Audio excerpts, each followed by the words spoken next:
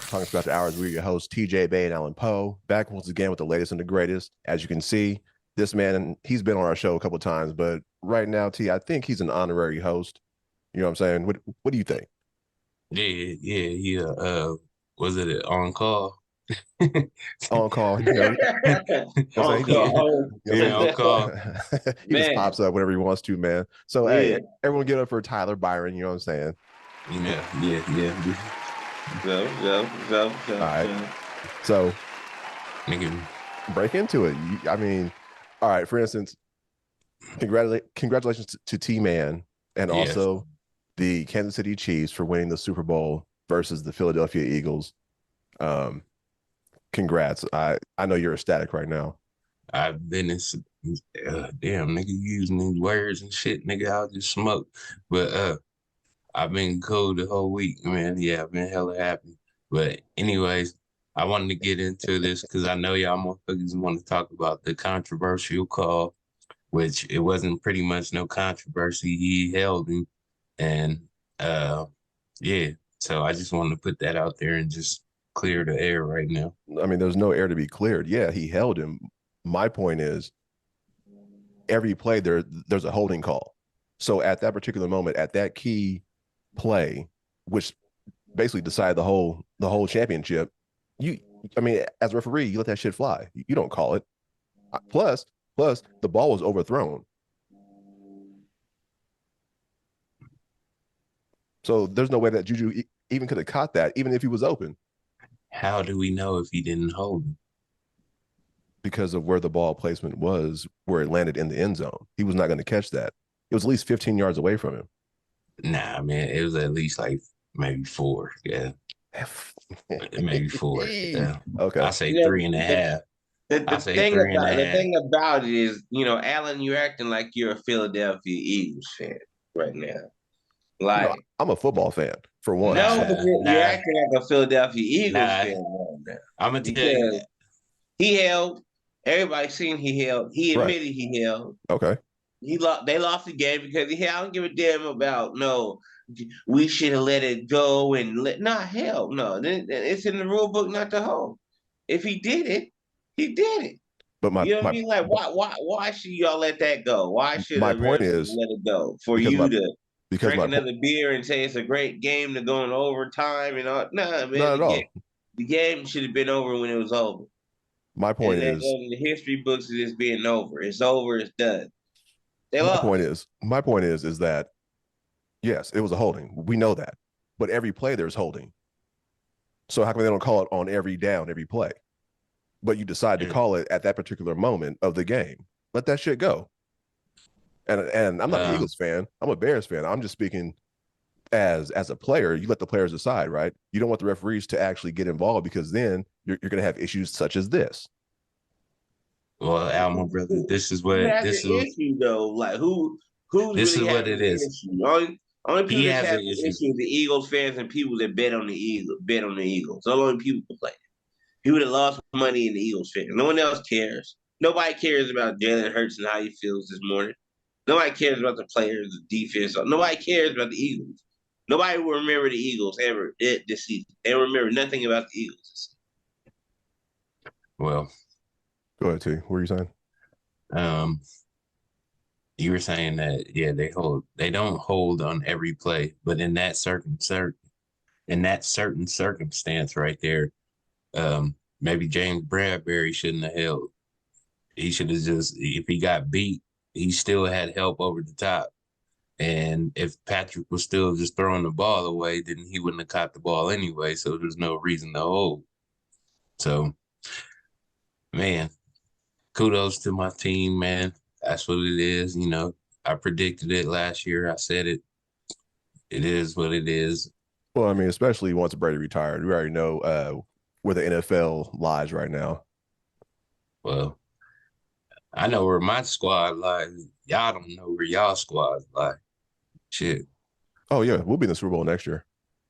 Who? The Chicago Bears will be in the Super Bowl next year.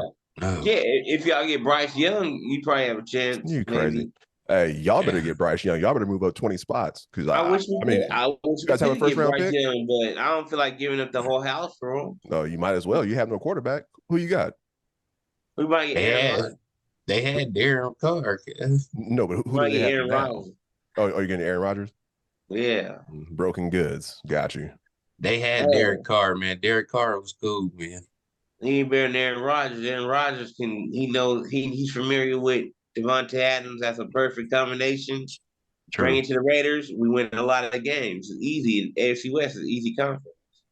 Nah, man. Not really. Not if the Chiefs are in it. That's the only team you have to worry about. Everybody else is garbage. Well, beat everybody else up but the Chiefs. That means it's not easy because you guys aren't going to beat them. So it's the whole even point more difficult. It's true. But the whole point is getting to the playoffs, man. It's just to have a winning record and get into the playoffs. So that's all that matters. If y'all make it to the playoffs, man, any one of y'all teams make it to the playoffs is what y'all do in the playoffs, man. Well, I mean, we saw what the Raiders did last year. They made it to the playoffs and got bounced. Did they?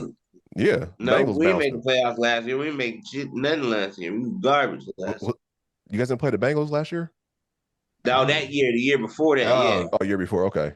Well. Oh, yeah, okay, yeah. Same results. Trash. It was pretty close, though. Yeah. Man, Al, because this Justin Fields thing, man, I got to shed some light on it, man. And, please do. All right. So everybody said, are you one of those people that says Justin Fields doesn't have anybody around him in order to, who said that? Succeed and stuff? I'm just wondering. Are you looking at me and talking to me saying that? No. He's asking me this question. So basically, he has a running game. He has a decent tight end. His number one receiver was out for at least 8 games, Mooney, and that's it. No one can get separation. If you watch the Bears games, no receiver can get separation, which is why Justin Fields runs so much. All right. Pile that on with no you're blaming it on the receivers. That's the reason why he couldn't hit an open target. It was the receiver's fault. He couldn't hit an open target. When they got open, he hit them. No. He couldn't hit open targets. Like, his passing was extremely horrible. He couldn't hit open targets, man. He was like, he was going 2 for 17. You know what I'm saying? 5 for 25. You know what I mean? And get like. No, he wasn't going 5 for 20. And exactly. Why? Because let's pull up his stats. Receiver. Hold on. Let's pull up his stats. Let's pull up his stats per game. Let's pull up some stats. Let's go 1 through 5. Let's pull them up. Titan. So you being a receiver as well, right? Yeah. Whose job is it to get open, the quarterbacks or the receivers? It's kind of both. Shit. To get quarterback, sometimes the quarterback can throw you open. Yep. But if there's no separation, how can you throw you open? Well, okay. This is what I want to in the NFL. There's very little separation in the NFL, but this is what I wanted to know, because Al, when y'all say that, when people say that they don't have receiver, that's not true, because they got a good ass receiving core, man, and they got a good tight end and a good running game. So maybe it is Justin Fields is just mediocre, man. So they got Darnell Mooney, which is he'd be a number 2 receiver on anybody else's squad. And I just said he was hurt for 8 games. All right. Dante Pettis. Garbage. He played for San Francisco. He was a good number 3 on San Francisco. N'Keal Harry. N'Keal Harry was drafted high as fuck, and then they got rid of him. He's not good. Because he didn't get no play. I mean, he didn't get the ball, man. Now, Chase Claypool. Practice makes perfect. And apparently Chase Claypool? Yeah. He was great. But we got him late in the season. He doesn't know the playbook. But hey, man, but the whole point. Got him like in week 7, cuz get out of here. He knew the playbook. Hell nah. The whole point is, Al, man, like, just be for your team, man. That like Justin Fields. For my team. Always. Justin Fields is QB number 1, and he should have made the Pro Bowl this year for his outstanding play. If there's an athlete, If they had an athlete category, then yes. What does athlete have to do? Okay, timeout. So not quarterback. So hold on, 3,000 yards. Hold on. So Lamar Jackson, right? Would you consider him a quarterback or an athlete? A QB, quarterback. A QB, quarterback. I'm done talking to y'all niggas. He threw for 5,000 yards in one season and 32 touchdowns, man, MVP. How is he not a quarterback? Has Justin Fields ever got close to that? He threw for 5,000 yards. No, he didn't. He's never thrown for over 3,000 yards. Yeah, he has. Yeah, he has. His MVP season. He threw for like almost 4 G's that season. Yeah. But he's still an athlete. He's not a quarterback. I mean, if you want to compare Justin Fields to Lamar Jackson, it's the exact same player. No. Nah. Lamar Jackson is more accurate. His arm is stronger. He's more elusive. He's more faster. He's more elusive. Like it's hard. It's hard to game plan for Lamar. It's hard to game plan for Lamar Jackson. Lamar Jackson lost a lot of games due to dumb coaching. Y'all lost a lot of games due to a dumb quarterback. That's different. He's okay. So let's break this apart. So you said Lamar Jackson is more elusive, right? Yes. Way more elusive. He's way more elusive. So I guess you didn't watch any of the plays Justin Fields made this year, where he showed elusiveness. He broke a tackle by accident and went up the sidelines. Okay, look at all Lamar Jackson's runs, and then you talking about one run compared to countless runs by Lamar Jackson throughout the years. Justin Fields was the most exciting player this year in the NFL. What are you talking about? To who? No one watched the Bears play. Maybe to you. Didn't nobody watch the Bears play? That's crazy because I swear. Bears wasn't in prime time. Nobody seen the Bears play this year. I swear he was on SportsCenter almost every Sunday doing something amazing. I mean, to me, that shows growth. That shows that he is an amazing player. I don't know about the most exciting. Who was the most exciting player? I mean, as far as like plays being made. I don't mean like you're gonna say Patrick Mahomes. Of course, I'm gonna say Patrick Mahomes. But I mean, as far as like, wow, how did he get out of that? Or damn, he did that. You know what I'm saying? Nah, nobody watched Patrick Mahomes. Yeah, but it wasn't anyone from the Raiders. No, but what I'm saying is, like, if you have a smart organization, which I question the Bears' organization and intelligence, you know what I'm saying? If he was very smart and very intelligent, you would take Justin Fields for what he did, trade him, maybe for like a second round, third round. At the most, you probably get like a third or fourth round for him. Trade him, and then draft Bryce Young, and then y'all be good again, and y'all be on top of the NFC North. There will be nobody there in the NFC North that'd be a better quarterback than Bryce Young. Nobody. That's not going to work. That's not going to work only because the Bears don't have an O-line yet. Bryce Young, if he were playing for the Bears this past year, there's no way he could have taken that beating. You can always spend money on the O-line. That's not a problem. Right. The hard part is getting the quarterback. Offensive line is not hard to get. So it's about spending money on. That's all this is about. So let Justin Smith get an O-line and then watch him and then make your decision. He's still in a rookie contract, so you're not wasting any money on next year. He would be in a rookie contract too. All right, right. But then you're starting over. That's what I'm saying. So you're starting over with a brand new quarterback that you really don't know anything about. Yeah, Bryce Young. Y'all not going to begin. Y'all never going to begin with Justin Fields. There's no beginning with him. It's a forever start over with Justin Fields at quarterback. I disagree. You gonna make the playoffs with Justin Fields at quarterback? You really think so? Yeah, I definitely believe that. All right, I'm done. If we made the Super Bowl with Rex Grossman, I definitely believe that we can make the playoffs with Justin Fields. I've seen bad quarterback play from the Bears. Mike Tomczak, you know what I'm saying?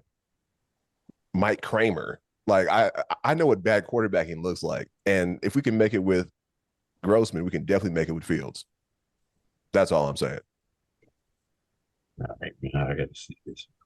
So, so what wide receivers do you need with Justin Fields in order to make playoffs? We need a true number one receiver, someone who's right. So who's out there? We'll probably end up drafting one. Who? Who's out there? It's either going to be Smith from Ohio State or it's going to be I don't think we can get him. Can't remember his name, but from TCU. The lineman? No, receiver from TCU. I can't think of his name. The dude with the big tall dude, light skinned dude. But see, he worries me too because he reminds me a lot of White that we drafted a couple years back from West Virginia, and he was injury prone, so he was a bust. But Al, what's up, T? It says the Chicago Bleacher Nation says Chicago Bears apparently have a top 10 offensive line. No. And that was heading into week 15. That's not true. That's not true. But he said his line was horrific. He was dodging for his life. I didn't see that. I just seen a guy missing open targets. That's all I seen when I watched the game. I didn't see no pressure on him or nothing. I seen a guy missing open targets. Do me a favor. You guys keep talking real fast, and let me look up how many sacks the Bears' offensive line gave up. They didn't get more than Derek Carr. That doesn't really necessarily say how bad they are, though, because he could have been holding the ball long. He could have been panicking and running out the pocket right away. You know, I mean, it's just you got to check the eye test for that. True, but also if he's holding the ball long, that means the receivers aren't getting open. Well, I don't know, man. I mean, there are different variables. Yeah, right. So it's different when me and you were playing with JJ. We were open, right, and JJ would just take off. There's a total difference. Yeah, of course. So, I mean, I'm not trying to get on you because you know what I'm saying, but I'm just telling you, I'm just trying to just say maybe like Justin Fields isn't the answer that y'all need to get to where y'all trying to go, though. I mean, every other Bears fan know that. I mean, he's the most Bears fanatic I ever seen about Justin Fields in life I ever heard. You know, I mean, everybody else says he's trash, and I agree with everybody else. Yeah, but everyone else doesn't play football or know football. That's what I'm saying. So you know something about something that everybody else don't know. Hey, man, all I know is that the Bears gave up 58 sacks this season. So explain to me, how can you be successful as a quarterback when 58 sacks? I mean, come on, man. Joe Burrow. Exactly. Joe Burrow has better receivers and a better O-line. Man, Joe Burrow, man, he has good receivers. He has good receivers? Look how many sacks Hubert got sacked hella times. Derek Carr. Hubert has hold on. Every team you're naming has better receivers than the Bears. What are you talking about? But Joe Burrow trusts his receivers and he throws it up to them a lot too. There's a lot of times it's just not that his receivers are wide open. He throws it to Jamar Chase, even if there's like 5 dudes on it. Is Jamar Chase a top 5 receiver in the league? I'm just saying he is a top 5. Right. But you're not making the point because he still throws it to him with 5 people. It doesn't matter if you're top 5 receiver in the league because he's just that good. But if you don't have a line, you still don't have time to throw the ball to him, even if he's a top 5 receiver. He's saying height, and then he got sacked 8 times in the game against us, and then 7 times the next game against us, and still won. Exactly. Right. Okay. So the whole point is like, man, it's not in Joe Burrow. Like they tell you, he'll say it himself. Is I trust my receivers. I'll hook the ball up to them even if they're not open. So what point are you guys? So what point are you guys missing? The point is when I make points about the Bears don't have any receivers. You keep telling me, hold on. You keep telling me about these great receivers that these other teams have, which the Bears don't have. So what are we missing here? The Bears have good. Chase Claypool is not a quality receiver. He's not even a top 10 receiver right now. All right. Yeah, let me just tell you. Look like one now. He looked pretty good on Steelers when he came to you. He wasn't a top 10 in Pittsburgh. What are you talking about? I'm gonna blow you up. Hold on real quick. I'm gonna blow y'all mind real quick. The Bears have a better receiving core than the Chiefs do. No, they don't. That's just blasphemy right there. They have a better receiving core than the No, Chiefs. they don't. Ain't nobody on it. Kadarius Toney is better than everybody on the Bears. Well, outside of Kadarius Toney. Nah, man. That's what I'm saying. Outside of Kadarius Toney. That makes it the only Hardman? Hardman's mediocre because you're watching it you're saying that because of Patrick's greatness. Because we had Tyreek Hill and it don't Travis matter. Kelce. You picked the that was it. Scout Valdez, he was going to work. Man, all right, man. Now he was decent in Green Bay. He was decent. But Chase Claypool. Parker, I'm not saying Parker, but Juju Smith, he did some things too, Yeah, but he's falling off. Let me put it this way. He made plays, but Kelsey's the ultimate weapon. Nobody can guard Kelsey. They can. They just don't choose to double team him the whole game. Well, they do, and then everybody gets other people open. Yeah, but what I'm saying is when it's that pressure situation when Mahomes needs a play to happen, he always looks for Kelsey. So double team him the whole game. Let someone else make the play. Live with that. You know what I'm saying? It's kind of like there's games where Travis Kelce still had 2-3 catches and Patrick still threw for like 300-400 yards. But let us have Darnell Mooney and Chase Claypool, and y'all can have Juju and Kelsey. That's not why Kelsey. He's not a tight end. I'm not saying I'm talking about receiving for it. No, you can't have. What do you mean? You got Cole Kmet. Last week in our episode, you said he's a receiver, or 2 weeks ago, he's a receiver. I said he's a receiving tight end. No, you said he's a receiver. So I said he's a receiving tight end. Now, please Kelsey. Just don't change me up. I said he's a receiving tight end. We get Kelsey. Hey, we get Kelsey, and let's see what happens. It doesn't matter. Kelsey, okay, then we get Kmet. Then we get Kmet. Then. Cool. Get Kelsey, have his worst season ever as a player. And Cole Kmet will have his best season ever. Ready to retire. Kelsey thinking about retirement after this season. Y'all some haters. This is cool. Y'all some haters, guys. Straight up.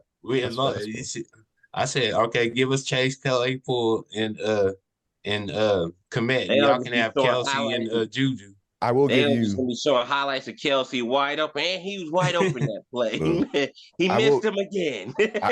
I will give you. I will give you the props on coaching. I mean, Andy Reid's one of the best coaches in the NFL, so his play calling and his formations do make a difference. Well, we really gonna see now. What do you feel about Eric Bieniemy going to the Washington Commanders? So as what, an OC? Yeah. See, the thing is that I think we're gonna see now who the real genius really was behind the play calling. Who's calling the plays though? We're gonna see. Oh, is it gonna be Nagy? Yeah. It's gonna be. That's what I think. I honestly think Eric Bieniemy went to Washington because he gets full control of the play calling. Yeah. Because now, you know what I'm saying, with him being at the Chiefs, nigga, who was the top person they were saying? It wasn't just saying it was Eric Bieniemy making the play calls. It was saying Andy Reid. You know what I'm saying? They was taking a lot of credit away from him. Now he's somewhere where he gets full control of the plays. And then if he don't come up with these plays and he don't produce, then people gonna be like, oh shit, it definitely was Andy Reid. So he's taking a big, you know what I'm saying? I mean, I don't know I wish him luck, you know what I'm saying? So we can see if it really was him or if it really was Andy Reid. How do you guys feel about Bieniemy still not getting a head coaching job? I mean, there was no. I mean, NFL is about who you know. You know what I mean? It's not about how you coach. It's about who you know. You know what I mean? And it goes through like different connections, like different white people like go to different meetings and different brunches with different dudes, and they know people, and a certain person moves up and he doesn't forget about you and put you on. You know what I mean? That's how the NFL be going. Like, ain't too many black people that really move up and put somebody on. It's not about the head coaching, it's about the GMs. How many black GMs are there? How many black owners are there? You know what I mean? Like, you really don't have no upper top. You just have to hopefully kiss ass to a white boy that hopefully likes you and put you on. Shit. I only asked that question because both Nagy and Bieniemy were under Reed, and Nagy got a head coaching job before Bieniemy. Everybody's getting head coaching job. It's just they don't like that nigga, man. So what is it about him? I mean, that nigga, we don't know that nigga. Like I'm saying, like people just ain't gonna really just take a chance with, a coach they don't really know nothing about. You know what I mean? We don't know nothing about him. All we know is that he's been underneath Andy Reid. That's all we know. But we don't know if he can coach. You don't know if he can lead a whole team. Yeah, manage a whole team. Mm-hmm. Makes sense. I just want to throw that question out there. And you really can't see it because, like you said, even with him being the OC and him being under Andy Reid, like you said, there was always that question, nigga, like who was actually calling the plays, who called this play, who called that play. And then like the GM seeing that, so they're always thinking in their head, and I'm just speaking like maybe from like my thought about it is they're in their head is like, okay, nigga, yeah, you're here with Andy Reid, you're winning all these games, but like who's calling the plays? Was that Andy's play? Was that your play? And then when he's going to meet with him, like, they asking him, and maybe it's just coming out like, oh, maybe it was Andy's play, nigga. Like, I'm only asked that question because Nagy was the OC before Bieniemy took over, and so he got a job coaching for the Bears, and didn't do a great job. Yeah, Andy but I don't know why the Bears are always hiring stupid coaches. You know what I mean? The Bears haven't hired a smart coach in over 20 years. Well, my biggest thing is I feel, and I got a lot of hate on this. So on Facebook, you have certain team forums where, you follow your favorite team, Raiders, Chiefs, Bears, whatever. So I put on there, I was like, you know what? Our biggest mistake was letting go of Lovie Smith. We never should have got rid of him. He had to get rid of him. He was too old. And he's past time, man. 1975 coaching. You had to get rid of Lovie Smith, man. Huh? You had to get rid of Lovie Smith, man. He took us to the Super Bowl, and he's still coaching today. He won 2 games and got fired. He's not coaching right now. But he did us a solid. You can get him right now if you want to. He did us a solid, though. You can get Lovie Smith right now if you want to. He's available. If he's really that good, go pick him up right now. Because the coach you have right now is garbage. What I'm saying, you might as well go ahead and get Lovie Smith back if you feel that way. Your new coach is trash. Name a successful coach you guys ever had. John Gruden. John Gruden. And then what happened? Trash. I don't know. Some emails took him out. He got took out by some emails, man. Y'all weren't winning before the emails. What are you talking about? I'm saying we was on a track of winning in the emails. You can be on track. We got hit with emails. We got hit with society. Hey, being on the track to win and actually winning games, that's 2 totally different things. We got hit with emails, dog. That's not fair, man. He hit himself with the email, nigga. He lost out. He got email scandaled out the league, man. He decided he decided to press play.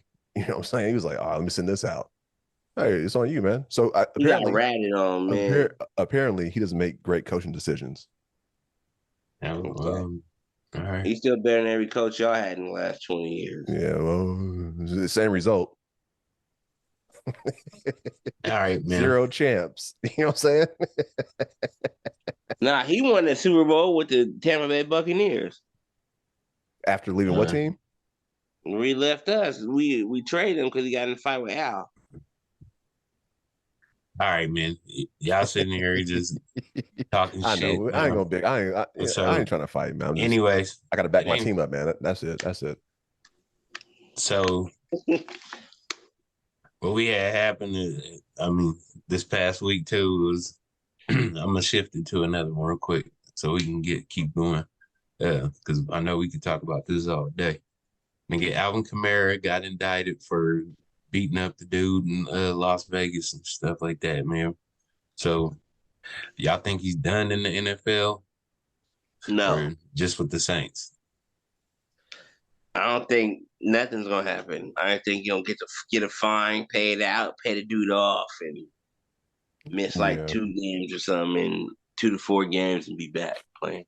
The NFL cares more about people kneeling against the flag than actual brutality. Damn. My only question is, why did it take them a whole year? Like, he got arrested last year at the Pro Bowl, right? Yeah. So it took them a whole year to get this case going. Well, that's the thing with me is maybe there's more evidence that the nigga that's why it don't look good to me for him.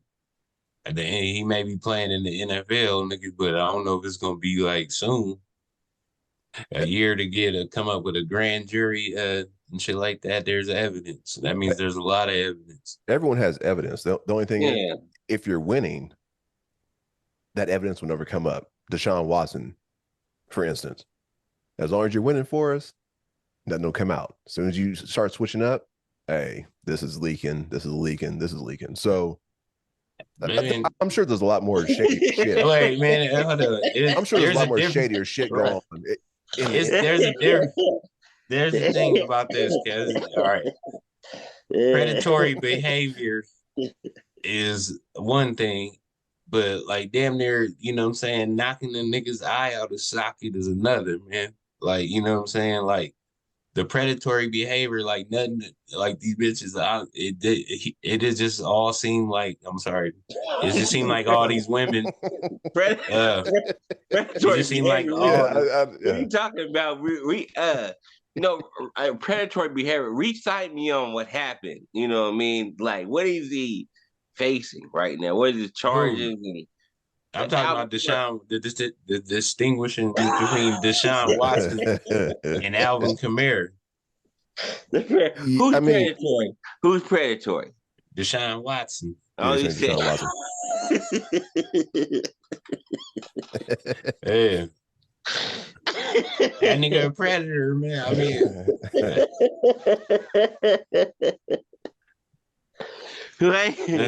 why you call him a predator, man? And because nigga, the way that nigga be sliding in the DMs, that's predatory behavior, like. You got money, man. Like you ain't supposed to let that stuff. You ain't supposed to be doing stuff like that, man. There's too many hoes on trying to get on at you, for you to be doing weird shit like that, man. Right, but then the people still elected a predator as president. Well, nigga, hey, that's the thing I was gonna say though. This is the difference too, and there's too many. Like a lot of these rich old motherfuckers be doing that predator shit, so that it's a lot more like what's his name, nigga? Jeffrey Epstein. You see all the flight log that came out now with all those people on it, nigga, all those stars on it now. No, I ain't checking out. Man, the flight log to his island, cause there's almost like 100 to 200 people that you seen at the Grammys. They were saying, you know what I'm saying? You seen these people walking around taking pictures, doing shit at the Grammys, Well, I mean, but just because they went to the island don't mean they went to the child part of the island. That's what I was saying. Well, like they probably went to the party part of the island and drink and had it. Because it's a whole island. So you think right when you walk there, you think he had his kids? No, man. Come on, man. No, I don't think that. I don't think that at all. But he had little kids. I'm not, the roads on. Like the kids was nowhere to be found. Nigga, man. I'm just all right. Island. I'm gonna just keep it 100, man. I'm looking at the log, nigga. I know. I see the people. I see the names, nigga. I know who probably went to that part of the island that you know what I'm saying, that you talking about, nigga. So that's what I'm saying. It's like with the names of the island, list, like nigga, okay, what's her name, nigga? Selena Gomez, nigga. Okay, she probably went to the fun part of the island, nigga. But nigga, Tom Hanks, nigga, nah, nigga, I don't know, cuz. I'm not accusing Tom Hanks. I'm saying, come on. I'm just saying, like somebody. Wait, hold on. What's his name? Kevin Spacey. We can't do this, man. We can't. Like Kevin Spacey was on that list, nigga. Like I don't give a shit what you say, nigga. You're putting body on niggas' names. Yeah, I didn't mean to say. That's wrong. Well, let me retract. Part of that, man. Let me retract. I can't be a part of that. Not Tom Hanks, man. Not Tom Hanks. It could be Tom Hanks, but I'm just saying though. Hold on, wait. Because that was the first one I just thought, like, nigga, I was trying to think of his name, but I meant Kevin Spacey was on the list. Nigga. Oh, okay, yeah. So nigga, that's who I was trying to think of, and then I was just thinking Forrest Gump in my head. So I said Tom Hanks, but I meant Kevin Spacey was on the list, and I don't care what y'all niggas sit here and tell me. That nigga's freak nasty. That nigga, he didn't go to the regular part of the islands and just have fun and drinks and shit like that. So, nigga, I seen the list. Y'all should get, if y'all haven't seen it, nigga, you can go on there, nigga, and there's gonna be people on there that you're gonna question. So I ain't gonna say no names, nigga, but you can go on there for yourself and you'll be able to be like, all right. You seen Will Smith nigga, on there? I just said I ain't gonna say no more names, nigga. The question. Nigga, they was probably both there. Will Smith on there. If you see Will Smith on the list, do you feel Will Smith got jiggy with? I ain't saying that. Like you should have said, nigga, y'all don't want to be a part of that, nigga. But hey, Will. Yeah, man. I'm worried about Will. Yes, let's just say that. Let's just say that. Will. Was Tupac there?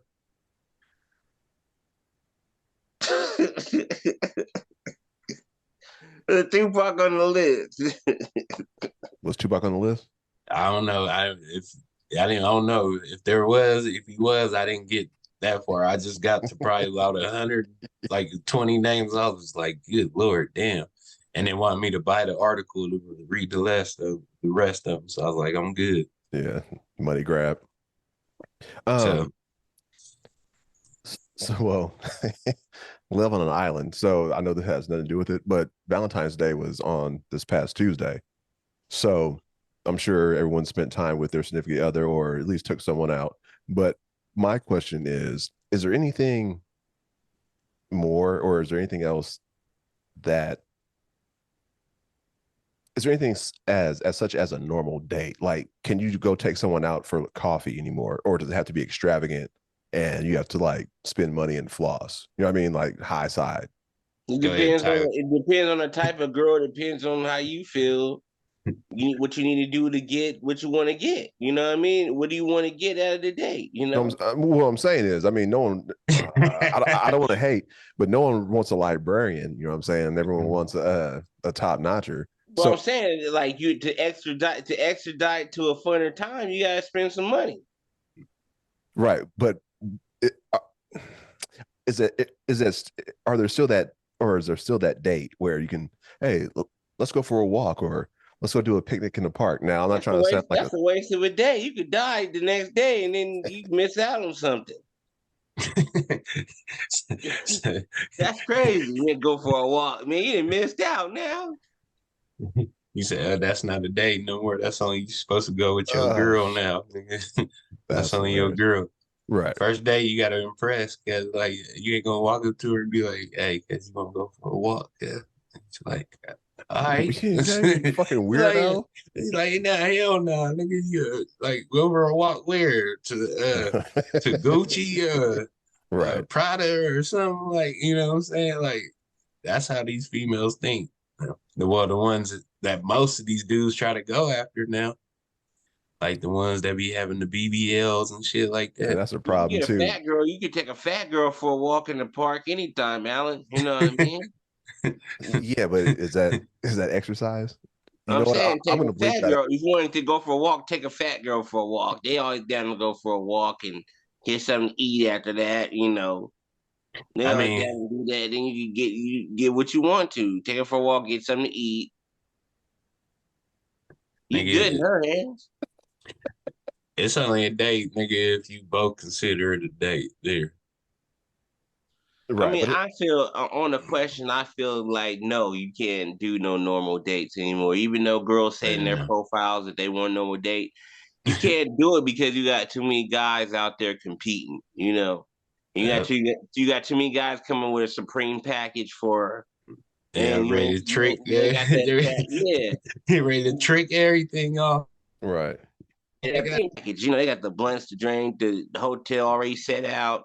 You know. So in other words, you're paying number one pick prices for a 7th-round draft pick. I mean, that's what girls is doing, man. They seeing who they can save the most money on dates, and you know they don't care about your personality. They don't care how you feel. They don't care how you feel. They care about how much you're gonna spend. To me, that's some simp shit. Nigga, you What? just go. What is it really some? Is it really some simp shit? Why is it some simp shit, Alan? Well, I mean, for me, you have no game, my nigga. Like, you gotta think, we're from a different era to where your words matter the most. You know what I'm saying? In that era, dudes were spending money too. All the drug dealers were spending high price money on them females. You know what I mean? They was spending no game. They was spending all money.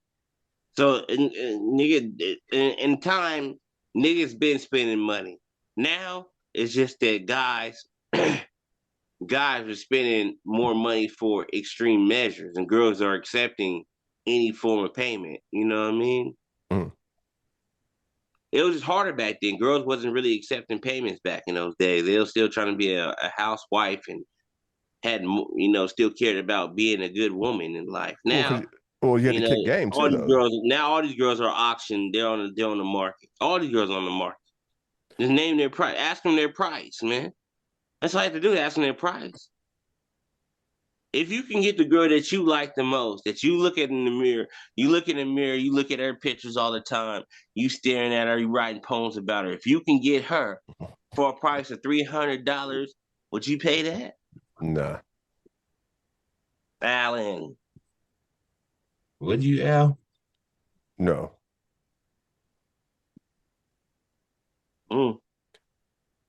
To get that one? No. I'm not spending money to get you. I might spend money after we're together for a minute, but not to get you. Well, my game should be enough. That should suffice. That should cure your appetite. You know what I'm saying? But why waste your breath? And if you have $300 to blow away, why waste your breath on some game when you had $300 to blow away? Because then you realize that's all she wants you for, is just your money. But all you want her for is the sex. Not necessarily. You might want her for companionship. Oh, you trying to fall in love? I didn't think nothing about love. Now we need to make this clear. Are you talking about trying to find somebody, or are you talking about just trying to fuck? There's differences in that. Yeah, man, I ain't trying to fall in. I ain't talking about falling. Well, yeah, do what you got. Well, do what you got to do then. I'm talking about a quick fix, man. Do what you got to do then. But yeah, all I'm saying is, we ain't talking about no love and stuff and spending time. And you're talking about love. I'm talking about trying to find a companion that you want to spend the rest of your life with, or time with, not just like, oh, let me spend this money so I can hit. People are still trying to find those. I mean, I don't know about the younger generation. Nah, man, them days is over, man. That game is over. If you have your companion now, stay with her. Once you break up, you're done, man. It's over. No. You might as well just live a single life, right? Trying to fuck the rest of your life. You're done. It's over. Oh shit!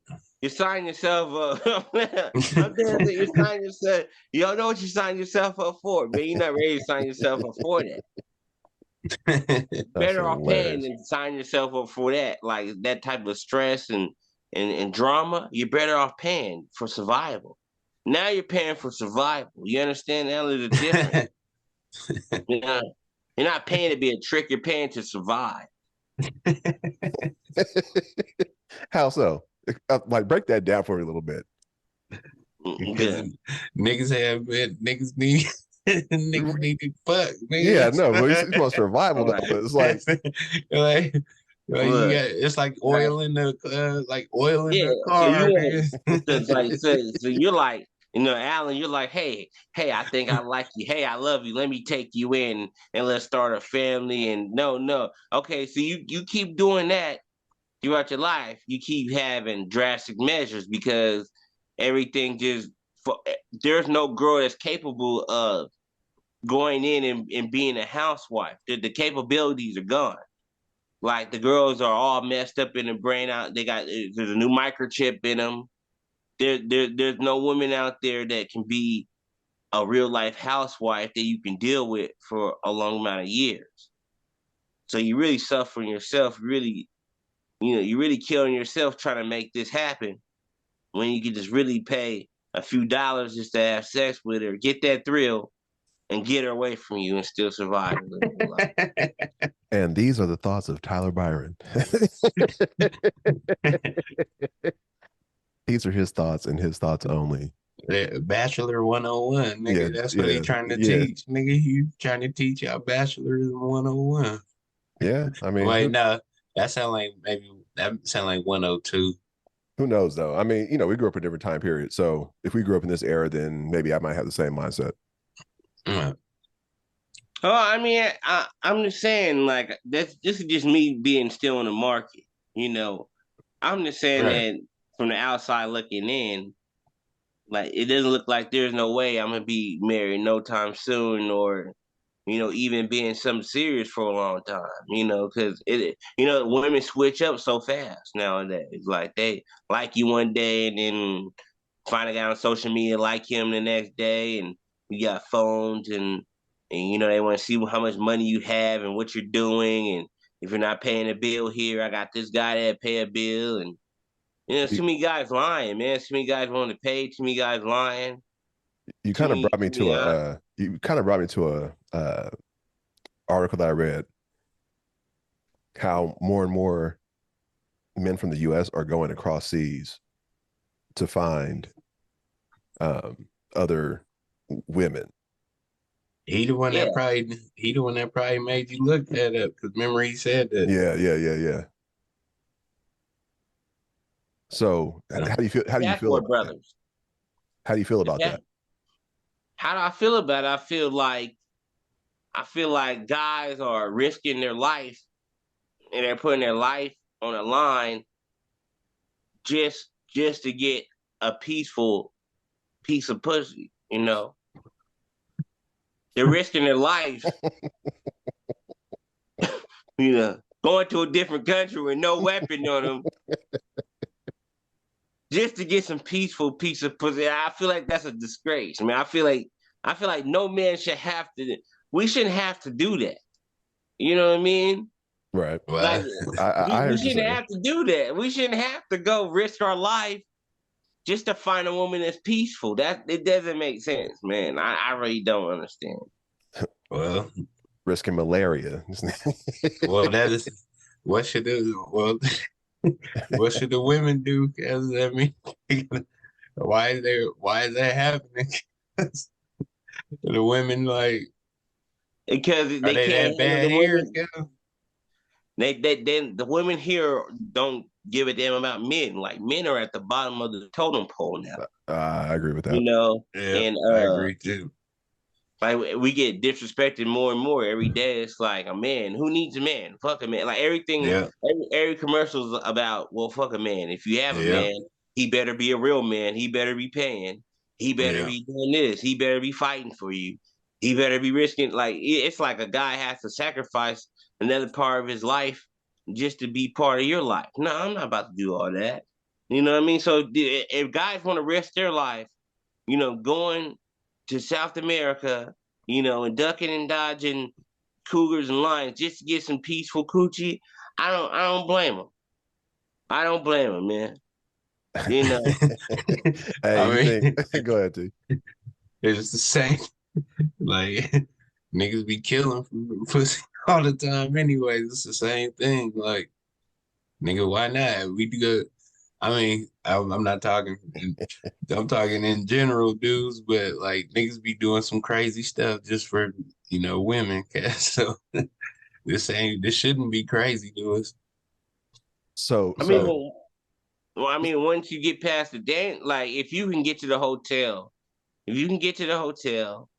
and get to a cool hotel and maybe get to know somebody, come up on a weapon out there, you can be good. You can be good. You gonna get you a good one, man. Yeah, you get you a good one. You'll be good. You can stay out there for a few months. You know what I mean?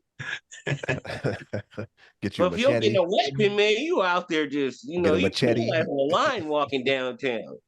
All right, Shadow walking, yeah. So since men seem to be on the simp level of existence right now, who's going to be the nigga R&B singer to put out Karen White's version of Superwoman? Huh? I don't know. You never heard that song Superwoman by Karen White? No. All right. Well, if you guys haven't, go ahead and just go ahead and take a listen. So I know about. I heard the song, but I don't know what you're talking about. So when that song came out, so everything's reversed now, right? Because that came out like in the late 80s. You think that was the shift in the women thing from that song? No, what I'm saying is at that point, the paradigm was shifted, right? Men were on top, women were there, right? But so now you think women are on top? No, I said men were. That's what I'm saying. You just said that men don't mean shit to them, right? Yeah, but that don't mean the men ain't on top. But listen to what I'm saying though. Who's the R&B singer who's going to come out and put that song out? I'm a Superman. Right. Or no, I'm not your Superman. Nigga, that's coming from Alpo right here. Yeah, you know what I'm saying? Yeah. I'll make it. Go ahead, nigga. Yeah. I'm not your Superman. Niggas out here trying to play me out. That's cool. Captain Saberhouse. Yeah, you be having too many fights with the feminist rights group. You be that song. Yeah, hell no, ain't no man about to come out with that group. Who want to fight with feminist rights? Nobody want to fight with them, man. Leave them alone. Let them cry on some other stuff. Don't put them in your mix. Yeah. Then they start digging up your past and you know what I mean, everything you did bad, you know what I mean? Alan, you come out with that song, they start digging up what you did in high school.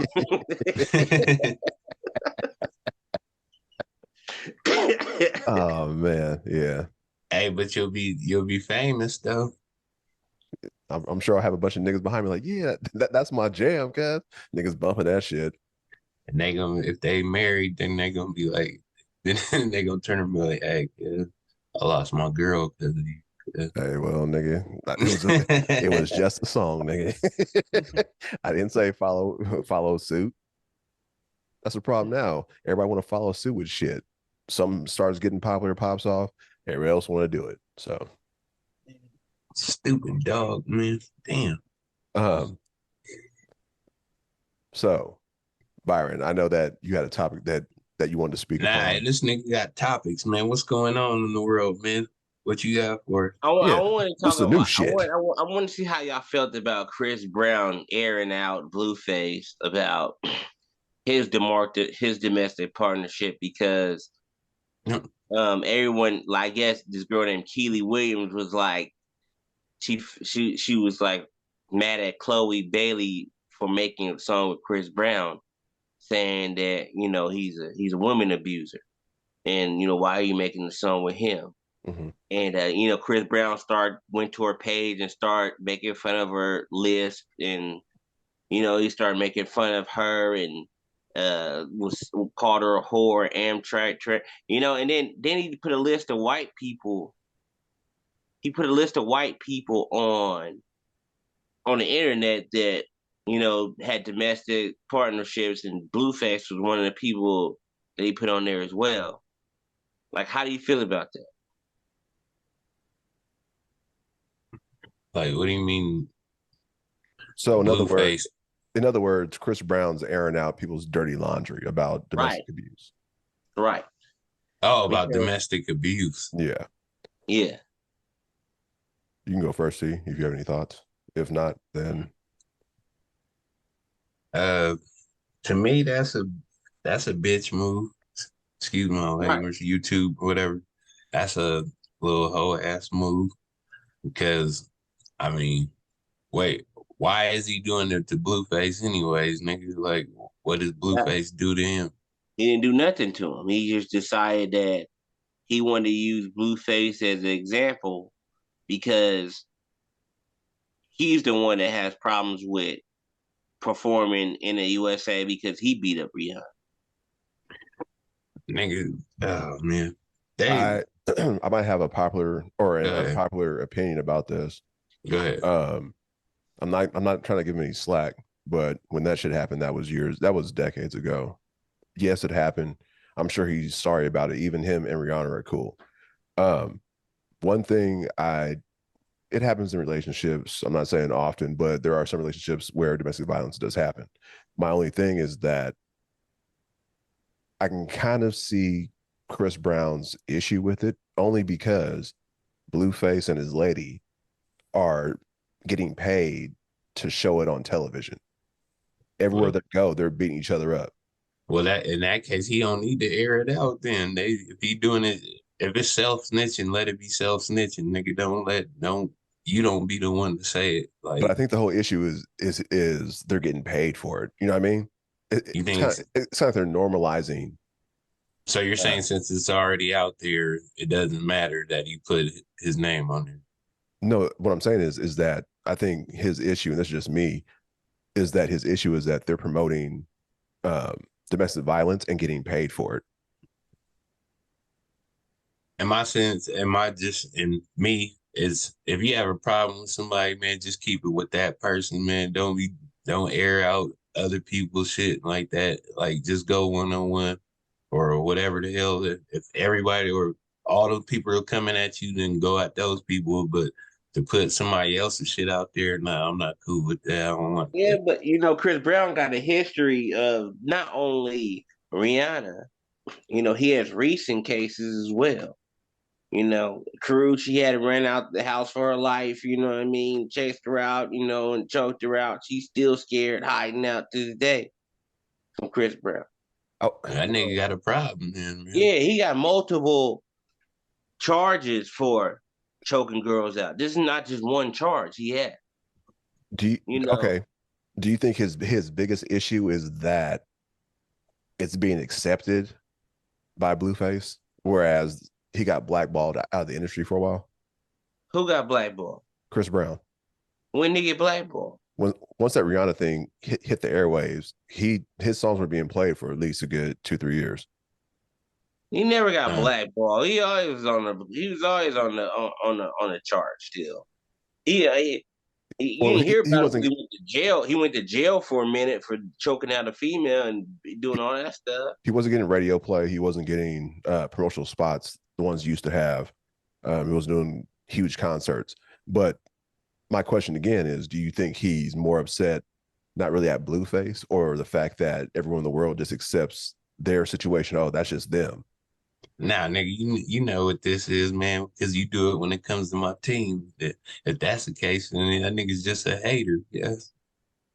That's all it is. How long you've been waiting all podcast to blow that one. No, ain't nobody hating. That's all it is. That's all it is. If Blueface, if Chris Brown feel that was the type of way, all he is just a straight hater. Yeah. So you're saying I'm the Chris Brown of the Kansas City Chiefs? Yep. Boo. Exactly. I feel he's a hater too, because you over here getting mad at this man off the fact that you put hands on Rihanna. It ain't his fault that you put hands on a woman that happened to become a billionaire. That's not his fault. That was your fault. I don't care what age you were. You know what I mean? You still made that mistake. That's something you had to live by. You know what I mean? You put her in the hospital. You ain't like you just socked her. No, you punched her out, stomped her, put her in the hospital. Now, did he give an explanation on why, or he just said he's not fucking with it? It don't matter, man. There has to be a reason for the hate, though. What, for him to beat her up and put her in the hospital? No, for him hating on Blueface. That's what I'm saying. There has to be you just can't come out and just like shit on a nigga because of no reason. Yeah, you can. Niggas do it all the time, man. Yeah, it's just hating, man. He just shitted on me because he felt like Blueface is getting glorified for his fighting with his girl, and he's still over here in the U.S. looked at the worst man to ever live. You know what I mean? He's like, that happened years ago. Why people still look at me as that man? Because you still are that man. You still beating up women. So you answer my question. Yeah, that's what he looked like, a little punk right now. Like a little what's that? A little pouting ass punk right now. That's all it is. Dude beats up on girls, man. There's multiple. He got multiple cases behind it, man. And another thing is, Krishan be whooping Blueface ass. So what? I mean, nigga, what are you talking about, nigga? It ain't the other way around. But it's still wrong. It's still wrong, but nigga, it's not like Blueface is choking her out right on. Yeah, it's not like Blueface is winning all the time and. Nah, this nigga, he went up for life. You can't say running out, butt naked, scared for her life. Hey, but you can't say that just because he's not winning all the time. And that proves my point. It's like everyone's accepting it because they both get their licks in, right? Everyone gets the best of them, back to back. That's what I'm saying. But nobody accepts it. That's what Byron he pretty much explained it. He's like, nah, because she's getting her licks in too. It's not like he's beating her up and she's run out butt naked, which means she's holding her own. So everyone accepts it because she's getting hers in too. Now, if she was getting drugged up and down the stairs, then niggas would have a problem with it. But they don't have a problem with it because they're both fighting each other. I don't have a problem with it because they're doing it on TV like dummies. But why don't you have a problem with that though? Why? Because it's for TV. I don't know what the fuck their relationship is. They're on TV. But I understand they're on TV. But why do you have a problem? Because we're a sick society. That's why we don't have a problem with it. We that's kind of how relationships, like the way they have relationships, is kind of how they actual think people normal people relationships are. You know what I'm saying? Like these are actual normal relationships in this world. You win, I win, and we fight. I throw something at you. I throw something. This is what we are at now as life in relationships. You got million or I don't know. You got hundreds of thousands of girls sitting there looking at Krishan after she busted that nigga up beside his head with his thing. Was like, you know what? I'll do the same thing to my nigga if he did that to me. But I still love him though. And they, you know what I'm saying? That's how that's how it is. I hear that all the time, man, from people around me. It's like, oh, my dude went upside my head. Oh, I hit that nigga with a, you know what I'm saying? I picked up a knife and, I cut him. It's like people's relationships are toxic now. That's it. It's just 2023. That's what it is. And then they're on what you see on TV with Blueface and them. It's just showing the reason why they were so popular for is because a lot of people are living that type of relationship, man, and they're relating to it. Mm-hmm. And it's fucked. It's really fucked if people really think that relationships should be like that. The relationship was never 50-50 where a girl just wake up and punch you in the mouth and you gotta take it. It was never like that in the 60s and stuff, like girls just wake up in the morning but taking off on a man. Now you got women wake up in the morning and if they decide to get mad at their man, they punching their man, and you have to accept it as society in life. You have to accept getting punched by a woman. So in Chris Brown case, it's like this nigga, it seems like he's terrorizing, man, not just in a relationship with fighting with his woman. Like it seems like he's trying to overpower these women to terrorize them. Like if you got a woman running out the house, you know what I'm saying, fearing for her life, that's a whole different than your woman turning around and busting you upside the head when you getting, when you yelling at her or something like that. So maybe that's the distinguishing. It doesn't, but I mean, there's no right. It's both wrong. Yes, but it's both wrong. But so why is one accepted more than the other? That's all I'm saying. Nigga, the ass society. I don't know. One's running out butt naked. One's hitting the guy's side of the head with a hand. One's fighting for herself. You see a woman winning, so that's what is acceptable. A woman losing is unacceptable.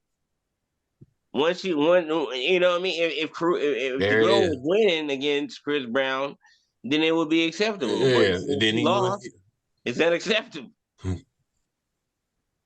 All right, we're all girl dads, so right. I hope you guys don't show your daughters that show, and for them not to think like, yeah, I can do the same thing because I'm watching this person do it. No, it'll probably end up being a bad situation.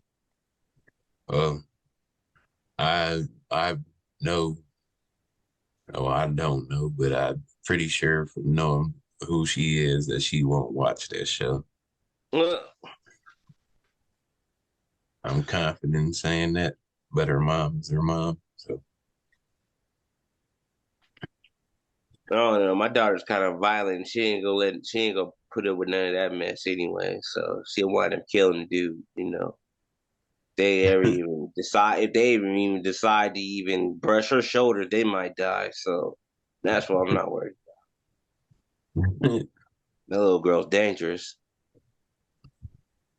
right. Good point. Good point. What else you got on the list? Yeah, what else is going on? What else is going on in the industry? Oh, well, I know this is an old topic, but real quick, is it demeaning for A$AP Rocky to be on the cover of Vogue but behind Rihanna? Nigga, why is it demeaning? I'm just asking the question. Who brought that really up? Is that something you thought of? Well, no, or did somebody had to say that? No, I actually saw the cover. I actually saw the cover, and yes, I do think very well. I think very deeply. Anyway, but I saw the cover and I was like, I understand that it's Rihanna and she's a billionaire and the biggest star in the world, but it was just, I don't know, just the way it looked.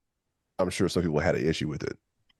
Nah, nigga, whoever make the most money go in front. That's how it was gonna be. If it was Travis Scott, and Kylie Jenner, who you think would be in front? Kylie Jenner. If it was J-Lo and all these people like Ben Affleck, who you think would be in front? It's whoever got the most money. That and then whoever the story's about. True. So I don't think there's anything really behind it. And nigga, let's be honest, man. A lot of people don't really know who A$AP Rocky is unless you're weird or you know him from like a while ago. Before he got into all this fashion shit, never this fashion weirdo shit like that. You know what I'm saying? Because like my son didn't even know who A$AP Rocky was. You know what I'm saying? Like I put on that song Canal, and like, oh, this is good. I like this. And then, who's this? I'm like, man, this is A$AP Rocky. You don't know who this is?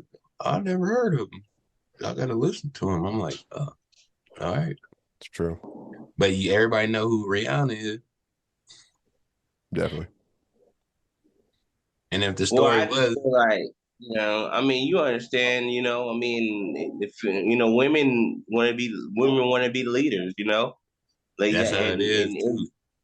And he's just really showing you that he's letting her lead, He's letting her get the bread while he's sitting back chilling, holding the baby. He's saying, you getting the bread, I'm sitting back chilling, holding the baby. And he's just showing you that. But, okay. That was very. Is there anything wrong with chilling? Nah. Is there anything wrong with sitting back chilling? I was watching the bread come in. I was definitely expecting you to say a totally different thought process, but that's the correct answer. All right. Well, you expect me to say, "Oh no, no, he got to be out he's working. A man. He needs to be in front. He needs to control the money." No. I don't. I would love to date. I would love to date a billionaire. I'll sit back in the cuts too as well. Shoot. Oh yeah, you'll never hear from me. To be honest, I don't clean the house and chilling. The smartest man that ever lived was Stedman. It's Stedman. That's the smartest man that ever lived. You never hear from Stedman. Stedman got his own complex inside the house. He don't have to do no interviews. Oprah's never home. Oprah's never home. What is pocket full of money? What is his life like? Nigga, I can imagine it's great. I mean, I'm not saying because Oprah's not just there. It's just because, nigga, she makes so much money, nigga. Like what? Does he have an identity? It doesn't matter. Doesn't matter. He got money. That's all that matters. He got money. Yo, identity. Why do you care about? Everybody know he's dead, B. Everybody know he's managing the house with all the money. Everybody knows that. Yeah, he's out on the golf courses chilling, man. Like Nigga, he's living the good life. Like, no, I understand that. I don't know. Maybe I have too I much think, pride. Like I well, it just couldn't be, is. I mean, like there comes a certain point where I am somebody. I'm not just like this person's like damn near a pet. Oh, nigga, I don't think he a pet. I don't see him as a pet. You don't see I'll be him, nigga. somebody's pet for a few Man, $100 million. I'll be anybody's pet for that. Any girl's pet for that. And I don't care. We want to bark. What do you want me to do? but I see what you mean, Al. I do see what you mean. I don't know. What else we got on the docket? Is Let's that see. it? Slam dunk contest. Who you guys got? I don't know if you guys even know who's participating. Who's in it? Matt McClung is in it. I think he's gonna win. Kenyon Martin Jr. is in it. Let me find the other participants. And John Moran ain't in it. No, I think. Man, that's weak, man. Like honestly, I ain't watching it. And those superstars be in the dunk contest. There would be a whole bunch of nobody can know about, nobody cares about. I remember when they need to get the niggas from YouTube. You're not gonna put the dude on no win. Right. Not gonna put the dude on no cereal box. Nobody knows him. I remember when Damian Lillard did it, man. That he did everything. He did the 3-point contest, the dunk contest, the skill challenge, all that shit. I was like, damn, it's hard for that. Yes, you got you got Kenyon Martin, you got Matt McClung, Trey Murphy III, and Jericho Sims. So I don't even know. We don't know none of them people, man. They should just get rid of all All-Star games, but they won't because they're money grabs. No, they ain't gonna. No, that's their cash cow, man. The All-Star game is all the festivities and how much they charge for everything, bro, and then how much these NBA players make. Man, they gotta pay. They gotta pay these men, man. Because the NBA players make money for going to the All-Star game as well. If you're a participant in the NBA, or you can afford tickets to actually spend All-Star weekend in Utah, I'm sure it's a great experience. But as a not casual, but as someone sitting at home watching it, it's lackluster. It's like it's not really exciting like it used to be, I guess. Maybe because I'm older and I realize everything's cash cow, everything's a money grab, everyone's trying to get paid off everything. Whereas when I was a child, everything seemed so much more innocent and real. You know what I mean? Nigga, that's the whole point, is the All-Star game ain't for people like you. You know what I'm saying? It's for kids. It's for you know what I'm saying, people like that want to be LeBron, the kids that want to be LeBron James or that want to be Steph Curry, you know what I'm saying? So they're watching these players and then like you seen it last year when Steph hit 15 in the game. Now you got every little kid, you know what I'm saying, that hasn't already been trying to shoot like Steph. Thousands more just got on him just because they watched that All-Star game now, you know what I'm saying? So it's not for us anymore. So they don't give a damn about us watching it, because the parents, guess what?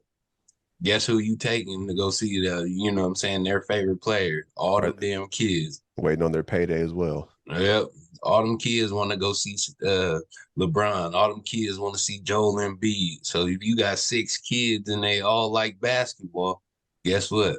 You got a good chance. You got a good chance of making it. Sports got to be the biggest scam ever created in history of live sports, man. It is. All this money made off of fucking going and watch some ball that's made out of some whatever. What's the basketball made out of, man? Rubber. Rubber or leather. One of the two. Rubber and leather. Leather. Rubber and leather. A nigga bouncing some rubber leather is making white people billions and billions of dollars. That's crazy. That's crazy, man. Or catching That's the thing. It's not putting the ball into a hole. Like it's not just them people though. It's the fans. It's the people that pay. You can see it at every stadium, man. You got people that pay to go see them play. Like I just took the kids to go. We just took the kids to go see a game and shit like that. People pay to go see them. Like if nobody paid to see them, there would be no sports. If we just all wanted to watch on TV, you know what I'm saying, they wouldn't make like during the bubble, You know how much money they lost and shit like that. Now that's why they trying to make up for that bubble year. Well, everyone's trying to make up the government. Lost a lot of money on that bubble. Yeah, a lot of the sports people lost a lot of money. It is a scam, and then that's why they're changing ticket prices. That's why they change the rules all the time. That's why they're doing all this stuff. It's not for our entertainment. It's for them to keep us excited and to keep us, entertained and tuned in and watching. That's why all these storylines come up. That's why we're watching grown men bounce a fucking piece of rubber around for multiple hours, make millions of dollars, and complain about getting slapped on the side of the arm. because at that point in time, when you're on the floor, guess what you are? You are no longer human. You're a commodity. So just like any grocery store you go into, oh, is this ripe? Let me pick it up. Okay, let me smell it. No, it's not. Put it back down. So you're not a human being. And I think that's where athletes kind of get it confused. You are now a commodity. You are now a good working for a larger scaled company, such as the NBA, the LPGA, the PGA. You understand what I'm saying? So yeah, you're a human, but when you're on this course, when you're on the court, now you are just a commodity. You are like another part of the game, basically. You dribbling for white man, that's what you saying? You dribbling that ball for the white man, that you're a different person. You ain't the same nigga that you was on the streets anymore. You dribbling for the white man. You better dribble that ball. What I'm saying is that ball right. What I'm saying is dribbling for make that basket or else I'm cutting you. But what I'm saying is because you said that they get upset if someone slaps them on the arm, right? Mm-hmm. Meaning a fan, right? No, I'm talking about a foul. Oh, okay, I thought you were speaking more or less so like them getting into an argument with a fan. No, I'm talking about being slapped on the arm as a foul. You know, that's basically what the game is. You're bouncing around a leather basketball, hoping you don't get slapped on the hand to call foul. That's what basketball is. And you get paid millions of dollars, and people are trying to find a philosophy about it and science about it, and they don't science about this shit. It's storylines, man. I'm telling you, it's storylines. It's all the storylines behind it. It's a storyline they made up. Yeah, but that's what people. That's why they make all that money, and that's why people still watch that shit because all the storylines that come with basketball. Is LeBron gonna do this? Is some who's the greatest shooter? Who's the greatest player of all time now? Like all these storylines is what keeps this shit going, not just because everybody wants to see these people dribble around a piece of rubber and shoot it in. I just had an idea or I had a quick thought. So you know how our grandparents, especially our grandmothers, they would watch their soaps? Yeah. Because of the drama and the storyline. So for sports fans, our sports are soaps? Basically. For your avid fan, yes. It depends on what you see as a soap and who you see. Like, it depends on who you following. You know what I mean? Like, you can follow a player that doesn't have no soaps at all, but you know, we tend to follow the players that do have soaps. That do have soaps. Yeah. You know, because that's where the media guides us to, is to the players that have soaps. You know, if you have no soaps, you know, they're not gonna look at you. You're not gonna get the fame and stuff. You don't have no soap behind your thing.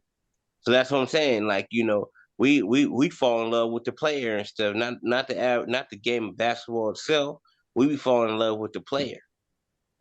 We don't fall in love with the game of basketball. Who gives a damn about picking up a piece of rubber and bouncing it around, man? You really care about that? No, I would say that we fell in love with the game as children, and then when you saw someone followed it, and then when you saw someone who was way more superior, you're like, oh shit, I want to be that dude. You understand what I'm saying? So I think that's kind of where that goes. No, we all had a dream that maybe one day we'll get a crack at the NBA, but it was a dream. But you know, once we got past that dream, you can still bounce around that piece of leather if you want to. Right. But what I'm saying, you can just throw it away in the trash can and never touch it again. I chose to throw it away in the trash can. I'm not gonna keep bouncing around. Someday can get me paid, man. Give me the shit out of here, man. Well, but if you was about to go to the league, you probably be thinking different though. I was nowhere near about to go to no league. I didn't even play I never played one lick of basketball in high school. See, it was. Well, I guess it depends too. When we was, but that's more or less like when you fall in love with the game as a child. You know what I mean? Like I did. I love playing basketball. That was my first choice. My first choice was basketball. My favorite player was Magic Johnson. But I seen how they after middle school, after I seen how they were cheating me and stuff, and politics. I quit basketball. I decided to gangbang. I didn't want to play basketball no more. It was more fun than gangbang. Oh, there you go. Y'all can sit there and cry about fouls all day. I'm gonna shoot somebody on this court. They keep hitting me. You know what I mean? Like that's the difference between y'all, man. I'm not gonna see him keep playing the game and someone keep slapping me upside the arm and stuff over me bouncing some leather, man. You keep slapping me upside the nah, man. Cool. Well, shit. Is there anything else, fellas? It's been a nice conversation. Man. Yeah, man. This is good. I love shooting this shit, man. Oh, yeah. So yeah, Byron. So whenever you're available, man, you got the seat. So just let us know. Just let us know, man. Yeah, I'm gonna have some topics for y'all, man. I had some other topics like to talk about. Like, do y'all be watching No Jumper and stuff? Yeah, I do. You seen how Sharp got into it with Whack 100 and stuff? Yeah, I did. Yeah, I see. I didn't see it. No, man, cool. All right. Do we want to go into that real quick before we go? Hey, the floor is yours, man. Y'all can have it. All right, man. I haven't seen it yet. I haven't heard it. So, first of all, a couple things I would.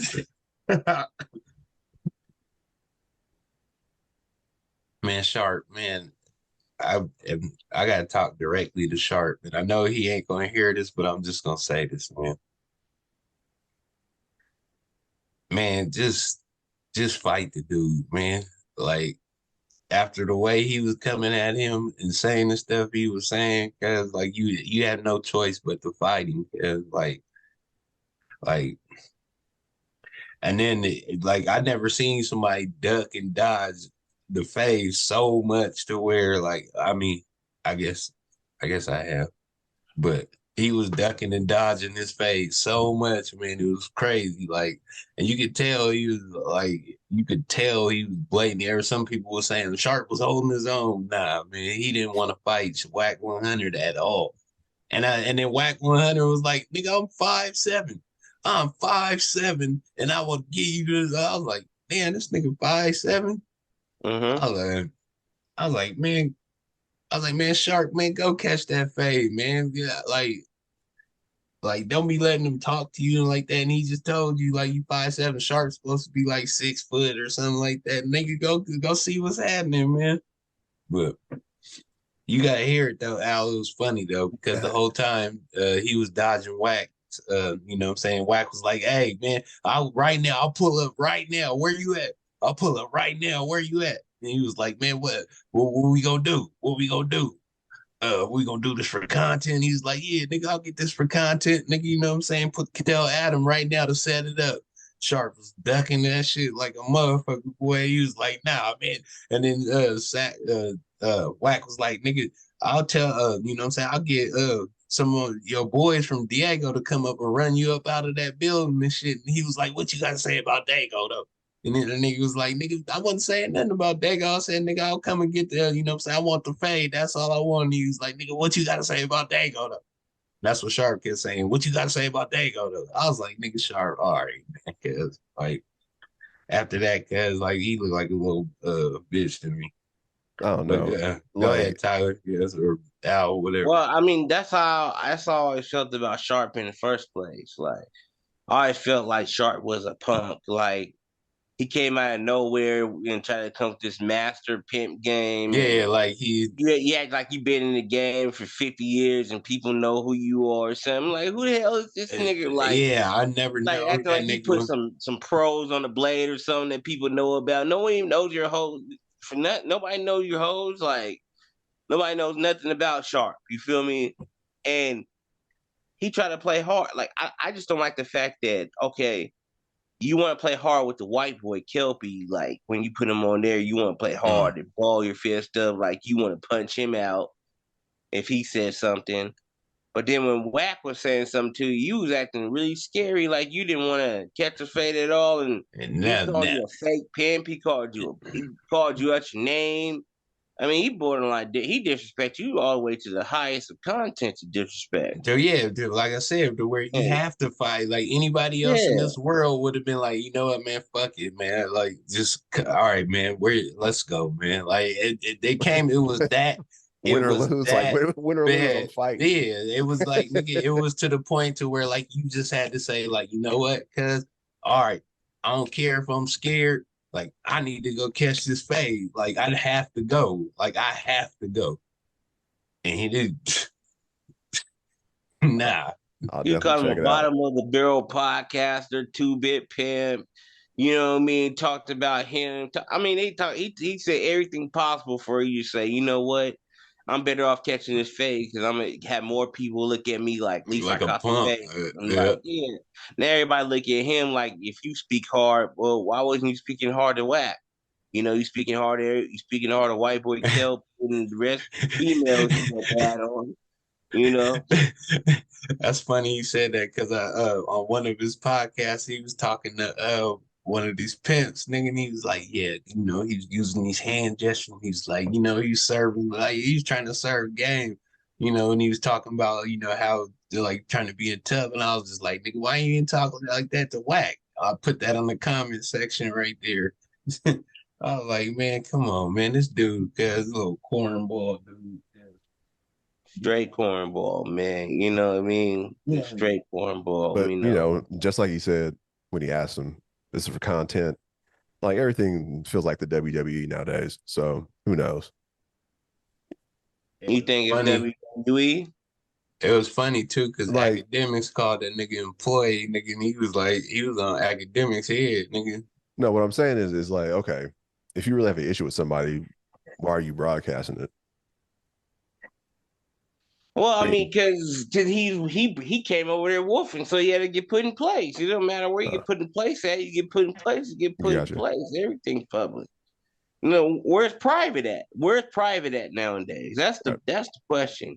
Where's private? I pull up on you. There's cameras out.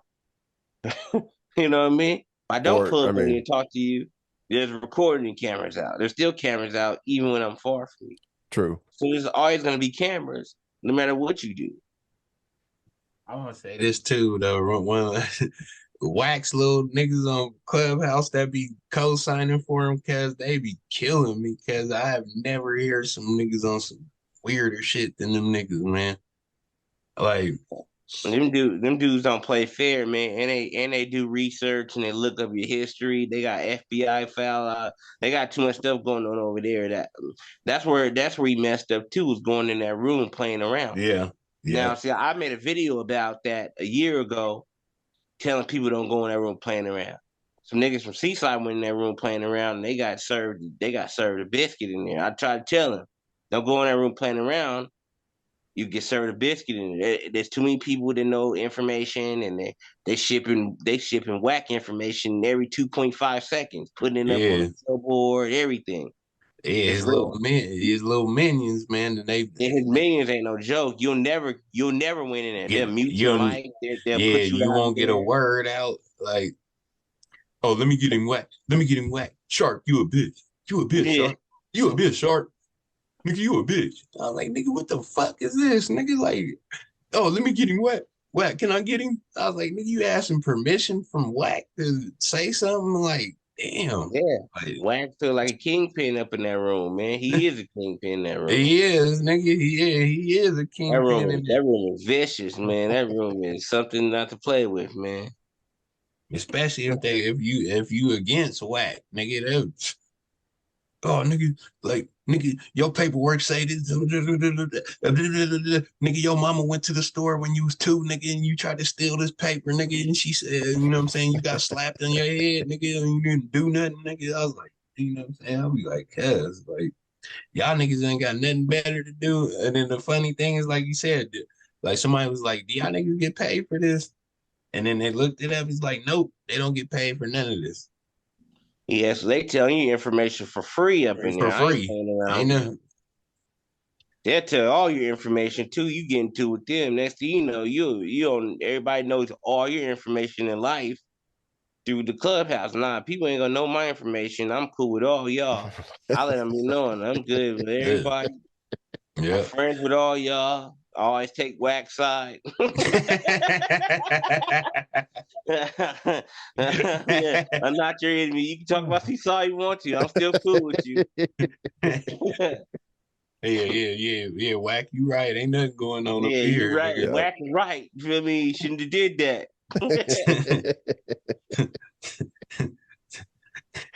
Oh shit. And then 21 Savage, real quick, he got up in there, nigga, talking about he finna kill niggas and shit. That shit was crazy too. Like, oh, nigga, you a die. You a die, nigga. I was like, oh, like, nigga, shut up, man. Like, what you doing, man? These niggas they be losing their mind when they get in clubhouse, though. The people that, not the people that make the, the rooms, but the people that they bring on, like whoever they bring them on, like Charleston White and all them, they be getting on their heads and stuff, making them get all about a character. Well, not Charleston White, but like 21 Savage and all them, man, they be getting them all out of character, saying like they be saying some hella incriminating shit on there. What do you feel about the Charleston White getting his comedy show canceled because the Houston police said they're not fine, they're not giving him no protection, they're not helping him out on his show. He'll be on his own.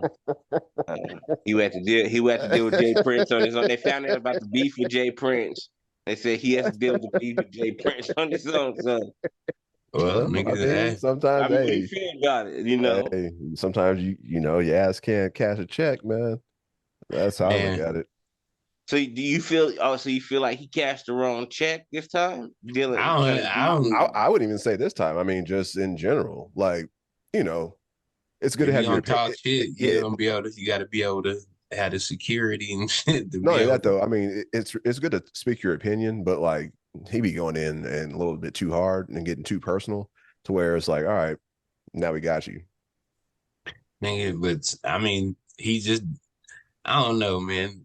Do you feel that he's wrong, or the Houston police are wrong for not protecting him from Jay Prince? I think it's the promoter's job to get the security, nigga. But if he can't hire the security because they're all under Jay Prince, then the police should protect them. But it's not their. No, it is their job. It is wrong. Well, it's their job to protect and serve, nigga. So yeah, that's wrong. But it says protect and serve, nigga. Who they serving? A citizen of the United States of America. That's what he is saying. Nah, I'm not gonna say say the name.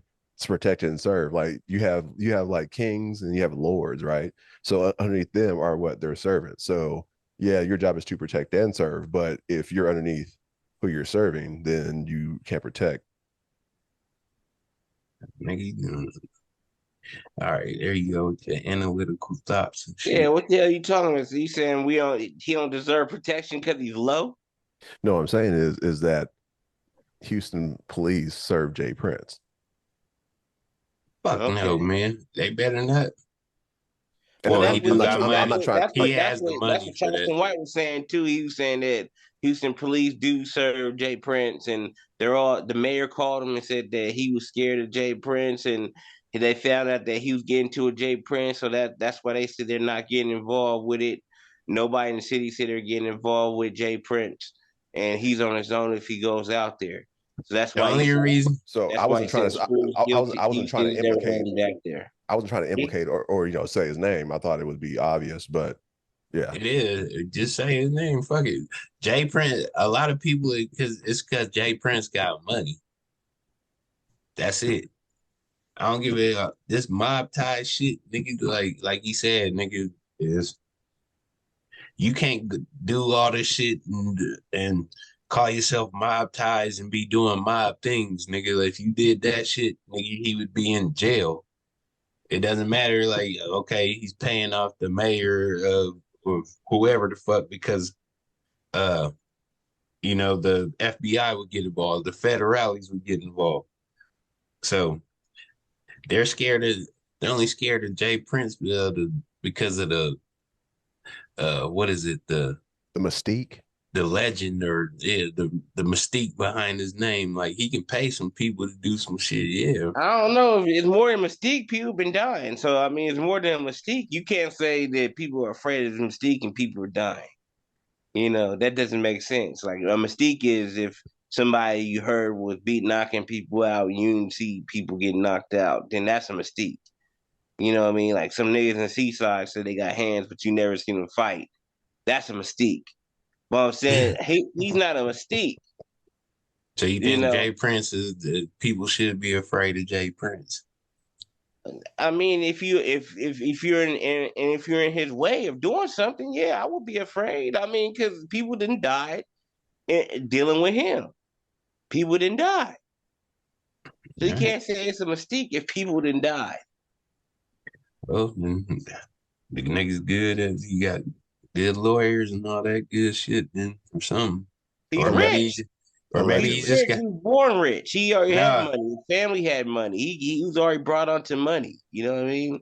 Or maybe he just does have Houston on lock. Yeah, he does have. Not his son. Not his son, but him. He does have it on lock. I mean, who else does? I mean, have you heard of anything happening to the mob ties out there in Houston? I mean, not publicly, no. You never even heard about them even getting choked out or nothing. You never even heard about someone even slapping over their drink or anything. Like, they do move like that. They do move like mob ties. Can't get mad at them, True. There you go. All right. Well, sorry to end it on a somber note, but you know what I'm saying? Hey, shit happens, man. The world is what it is. Well, I'm a little biased toward Jay Prince because, in All-Star Weekend in Vegas, Jay Prince let me walk with him inside a VIP club. You know what I mean? He let me walk with him. His entourage said I was his rapper. He didn't say nothing, so he let me go in there with him and drink champagne bottles and everything. So. Oh, so he's actually cool as hell. Yeah, I'm biased. You know what I mean? Like, he could have easily said, "Nah, dude ain't with me," and nothing, but he didn't say nothing at all. He was cool. He let me go in with him, everything. So I'm biased. That's cool as fuck. And I mean, we only see what the internet gives us. So, well, I mean, the internet gives you a story of if black men hating on each other. That's what it's coming down to. True. You got a whole bunch of black men that are making money hating on each other, finding reasons why we shouldn't like this man. Like, what did Jay Prince really do to any one of y'all? He didn't do nothing to me for me to dislike him. Right. Why should I dislike him based off someone else's opinion about how they feel about what he did or what he's doing? Mm-hmm. Me personally, they can't even say anything that he did to them. None of them can say nothing of what they did to what he did to them. Hey, there's your uplifting note right there, Al. Hallelujah. Yep. Well, shit. It's been about almost 2 hours, so I figure we can probably close this one out, people. What do y'all think? Anything you guys want to get off your chest real quick? Now we'll see y'all next week, man. This is a good one. This is a good one. I hope you chop it up a little bit, take some of that front part off. Yeah. Before the intro. Yeah. Oh, yeah. And it's recording too, so. Okay. Take us to the bridge. All right, make sure you follow me at Tyler Byron on YouTube, Tyler Byron 83 on Instagram, Siren Love Creflo on Facebook. Follow me. So. Yes, sir. All right. Show T. Be easy, man. Take care of yourself, man. Yes, sir. Yeah, man. So thank you once again to Tyler Byron joining us on another great episode of Talkin Spit After Hours, the podcast with your host, TJ Bay, and myself, Alan Poe. If you like it, you like it. If you love it, you love it. We love y'all. Peace. See y'all niggas next week. Peace, man.